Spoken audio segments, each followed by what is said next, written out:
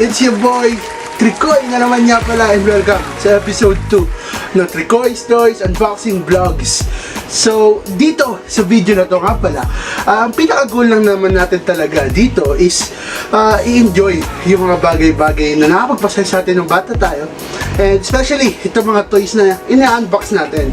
And for this video, sobrang na-excite ako because itong toy na i-unbox natin mamaya is malapit sa akin, because talagang ultimate childhood toys to na talagang kinukulit ko ng bata ko. So mamaya may story din ako about itong dati kong collection na to, and eto, pag-usapan din natin kung kamusta ba tong toy na to, and i-rate natin siya from 1 to 5 stars, and kung i-recommend ko ba sa inyo na bilhin nyo rin to para sa sarili nyo or para sa mga mahal sa buhay. So without further ado, simulan natin itong episode na to.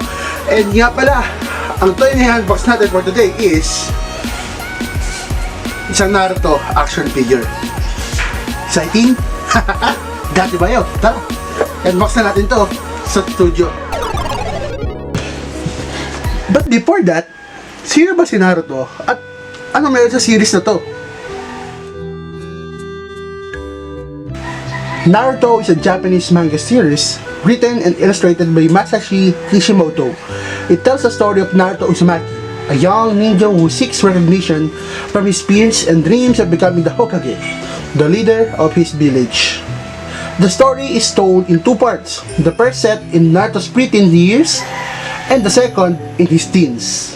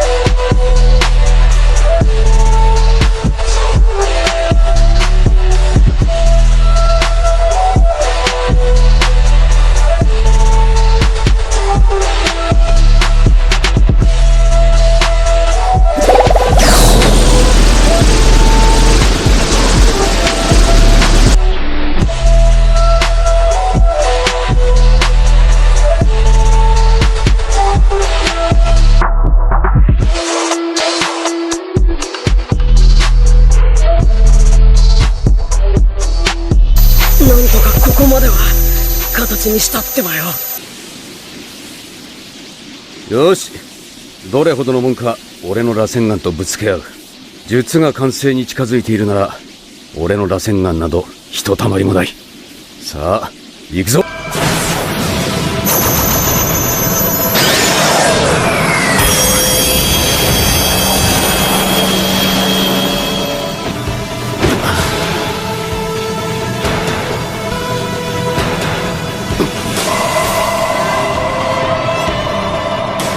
4代目。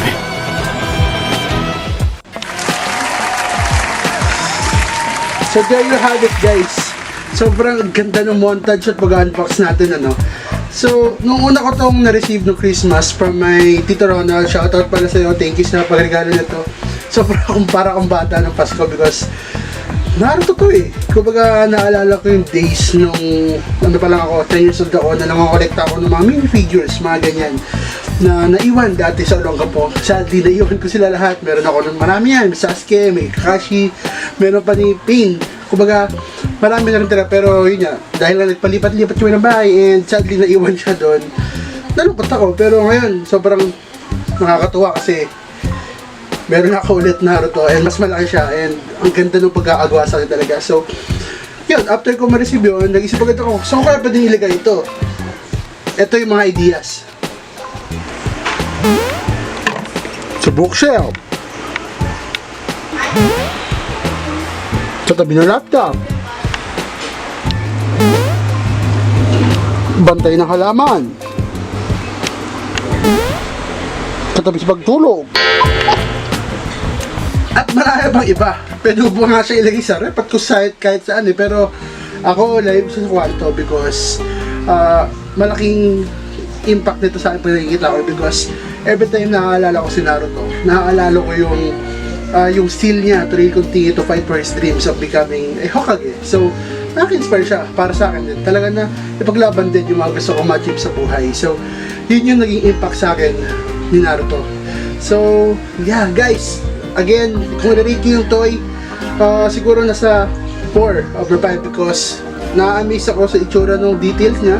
Even yung mga, pati sa headbands, kung makikita niyo dun sa pag-unbox at montage natin kanina, ang ganda ng details dun sa headband, dito sa pocket niya, ang ganda nung parang wallet niya or bag niya sa likod, tapos pati yung mga sapatos and everything. So, again, may minor problems lang tayo siguro, I guess, sa paint job, pero all in all, satisfactory yung nakuha ko dito because sobrang ganda and linis sa pagkakagawa.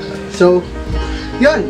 If you want to buy this, if you want to really collect din ito, I will post the link na lang sa description. You can check it out sa Shopee so that kayo din makabili rin at ma-enjoy nyo rin itong Naruto action figure na in-unbox natin for this day. And yeah, guys, fun fact lang. Alam nyo ba na ang birthday ni Naruto ay katulad ko?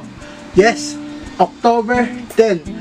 Parehas kami ng birthday. So naalala ko nga nung 10th birthday ko, nung October 10, 2010, siya yung team ko. So kumbaga may tarpaulin ako, nakasama ko si Naruto. So talagang nakaka-amaze lang din talaga na maging ka-birthday mo yung isa sa mga anime characters talagang ina-idolize mo.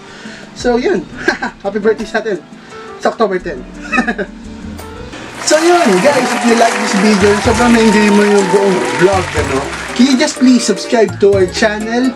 Pindutin mo lang yung subscribe button and then syempre i-ring mo din yung bell para maging notified ka whenever na may lalabas tayong bagong vlogs because for sure, marami bang susunod. And like mo na rin to at i-share sa mga friends mo para hindi na ikaw nag-enjoy at makita na nila na, uy, meron palang ganito. So guys, maraming salamat ulit. Again, this is Kuya Trikoy and salamat sa panonood.